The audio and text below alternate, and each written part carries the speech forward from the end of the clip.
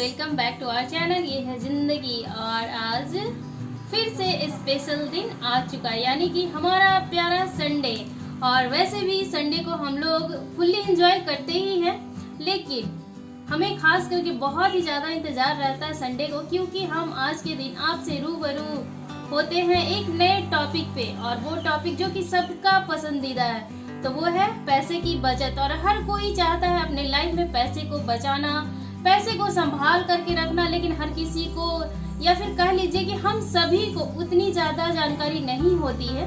लेकिन हमारे ही बीच में कुछ लोग होते हैं जो कि हमें बताते हैं कि हमें किस तरह से पैसे को, यानी अपने पैसे को मैनेज करना है। तो उसी दिशा में हम लोग भी अपने एक्सपीरियंस को आप लोगों के सामने साझा करते हैं। और हमने ये भी कहा है कि आप भी अपने जो भी एक्सपीरियंस है और आप जिस चीज़ को भी फॉलो करते हैं, जिस रूल को भी फॉलो करते हैं, उसे कमेंट बॉक्स में जाकर के जरूर शेयर करें, ताकि हम भी कुछ सीख सकें और हमारे व्यूअर्स भी कुछ सीख सकें। तो चलिए आज इसी दिशा में फिर से हम लोग आगे बढ़ते हैं। और आज हमारा 5वां वीक है, लेकिन उसके पहले आज बहुत ही इम्पोर्टेंट डे है, तो वो है फ्रेंडशिप डे। तो आप सभी को, यानी हमारे सारे व्यूअर्स, हमारे जितने भी फ्रेंड्स हैं, सभी को हैप्पी फ्रेंडशिप डे। और यहाँ पे मेरे पतिदेव जी जो है वो भी मेरे बहुत ही अच्छे फ्रेंड है, तो आपको भी पतिदेव जी हैप्पी फ्रेंडशिप डे। तो चलिए बढ़ते हैं हम आगे। और पिछले वीक में हम लोगों ने जाने थे पोस्ट ऑफिस के बारे में, फिर से हम लोग किसी दूसरे टॉपिक पे चर्चा करेंगे। तो आज का टॉपिक है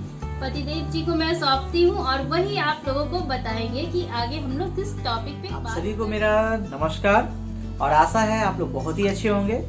और इस सप्ताह भी हम दोनों आपके सामने प्रस्तुत हो चुके हैं एक नई टॉपिक के साथ। तो आज हमारा जो टॉपिक है वो है बीमा पे। हम लोग आज डिस्कशन करेंगे जीवन बीमा। चूंकि बीमा एक बहुत ही महत्वपूर्ण विषय है और ये हम लोगों को सोचना चाहिए, समझना चाहिए। जिस तरह से हम लोग कहीं बैंक में एफडी करते हैं या पोस्ट ऑफिस में कुछ बचत करते हैं या कहीं भी कुछ बचत करते हैं, वो तब तक करते हैं जब तक हम स्वयं जिंदा हैं, उपस्थित हैं।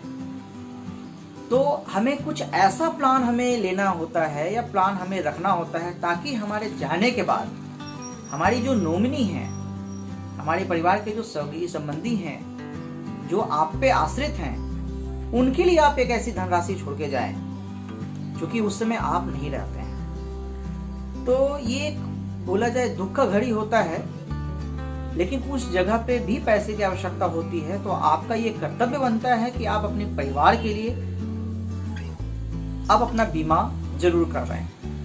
वो बीमा कई तरह के हो सकते हैं। अभी हम लोग तो जीवन बीमा में हम लोग आज 3 बिंदुओं पे विशेष रूप से बात करेंगे। इसकी क्या महत्ता है, हमें कौन सी कंपनी का लेना चाहिए, सरकारी है या प्राइवेट है, किसका हमें लेना है उचित होगा, और तीसरा कितनी धनराशि का हमें जीवन बीमा लेना है। ये 3 चीज हमें, हमारे हिसाब से ये मुख्य बिंदु लगता है जो हमें सोचना चाहिए लेने से पहले। तो सबसे पहले महत्व आप लोग बखूबी जान रहे हैं और समझ रहे हैं कि अगर हम नहीं रहे तो हमारी जो हमारे पे आश्रित हैं या हमारे परिवार हैं, जो आपकी पत्नी हैं, आपके बच्चे हैं, आपके माता पिता हैं, एक ये मान के चलिए कि आप अगर नहीं है तो उसका कोई भरपाई कोई नहीं कर सकता है, लेकिन आपके परिवार को वो धनराशि जरूर मिल सकती है जितना आप अपने बीमा आप करवाएंगे उसका।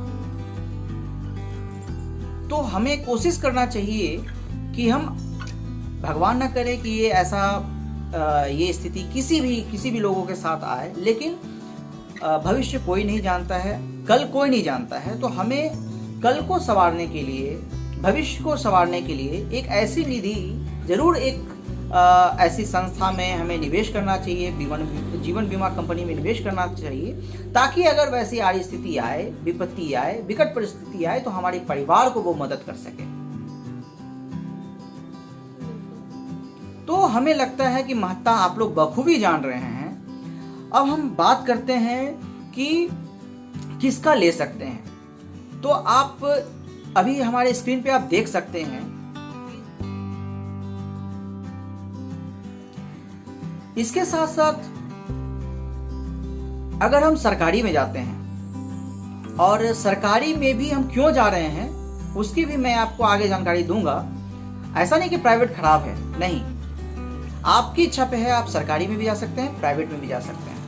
लेकिन बोला जाए कि सरकारी अब पहले वाली सरकारी अब नहीं रही। अब सरकारी कंपनी भी आपको बहुत ही अच्छा सर्विस प्रोवाइड कर रही है और आपसे जो राशि होता है ना वो राशि भी कम लिया जाता है, जो जिसको प्रीमियम बोलते हैं। और हम LIC की बात कर रहे हैं और LIC आपको मालूम होगा अभी भी 100 लोगों में से 60 लोग LIC पे विश्वास करते हैं। और लगभग बोला जाए तो हमारे बीच में LIC के सारे लगभग 10 लाख से अधिक LIC के एजेंट है पूरे भारतवर्ष में। और LIC 1956 से हमारे साथ हमें सहयोग दे रही है और ओपन सरकारी संस्था है जो हमें सेवा दे रही है, हमें सेवा प्रदान कर रही है और इनकी सर्विस भी बहुत अच्छे हैं। तो आपको लग रहा है, थोड़ी सी एनालिसिस की स्क्रीन पे देख रहे होंगे एक पूरा डेटा केस सेटलमेंट का, क्लेम सेटलमेंट का वो आया होगा आपके पास। इस वीडियो को पॉज कीजिए और इसे देखिए और इसको समझिए किसका कितना इंश्योरेंस हुआ, कितना उसमें क्लेम सेटलमेंट हुआ, क्या उनकी प्रतिशतता है। तो आप इससे आसानी से समझ सकते हैं कि हमें किसका लेना उचित होगा। क्लेम सेटलमेंट वाला जो पिक्चर है उससे आप आसानी से समझ सकते हैं कि हमें किसका लेना है। अब बात आती है कि हमें कितना लेना है। तो आप एक अनुमान, आपको एक अच्छी खासी रकम आपको अपने परिवार के लिए छोड़ना है और करना है। तो आपका जो आय है सालाना उसका 25 से 30 गुना आप कर लें, उतना आपको करना होगा। अगर आप सालाना 3 लाख कमाते हैं तो 25 करते हैं तो 75 लाख का बीमा आपको लेना होगा, ताकि आपके जाने के बाद आपके परिवार को दिक्कतों का सामना ना करना पड़े। और एक LIC का स्लोगन भी है ना, जीवन के साथ भी और जीवन के बाद भी। तो जब LIC है तो फिर दूसरी जगह क्यों जाना, ये भी LIC का स्लोगन है। और LIC में बहुत सारे ऐसे स्कीम्स हैं और इसका प्रचलित नाम, LIC का प्रचलित जो बीमा होता है, जो बीमा है जो हम लोगों का फेवरेट है, वो है आपका जीवन उमंग और जीवन आनंद, जो काफी फेमस है और काफी अच्छा लगता है सभी लोगों को। जनरली जो LIC के साथ संबंध जोड़े हैं, और हम हर वीडियो में आपको बोलते हैं किसी के साथ संबंध जोड़ना पड़ेगा।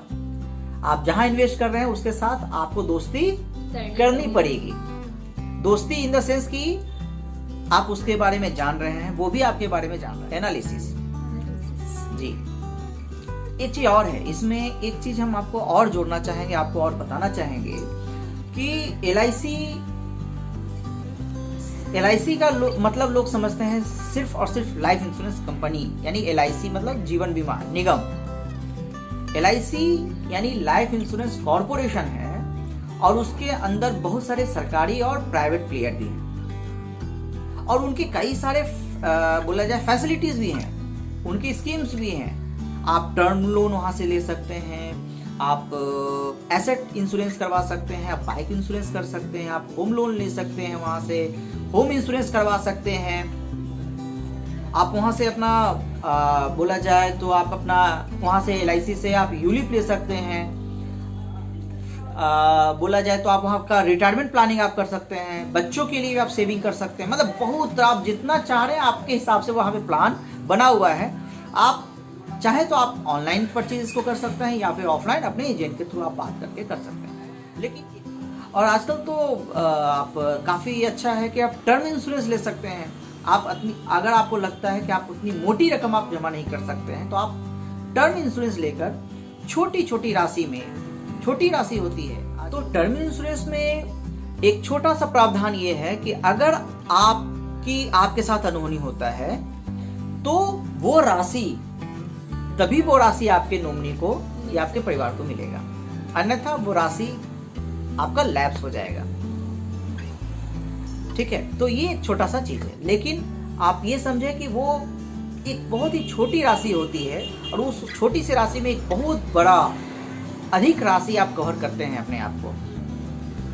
तो कोशिश वो आप पे डिपेंड करता है, आप क्या चाहते हैं। आप लाइफ इंश्योरेंस के साथ जाना चाहते हैं या फिर आप टर्म इंश्योरेंस के साथ जाना चाहते हैं, वो आप स्वयं डिसाइड करें। हम लोग यहीं तक रखते हैं और फिर हम लोग अगले सप्ताह आप लोग से मिलेंगे एक नई टॉपिक के साथ।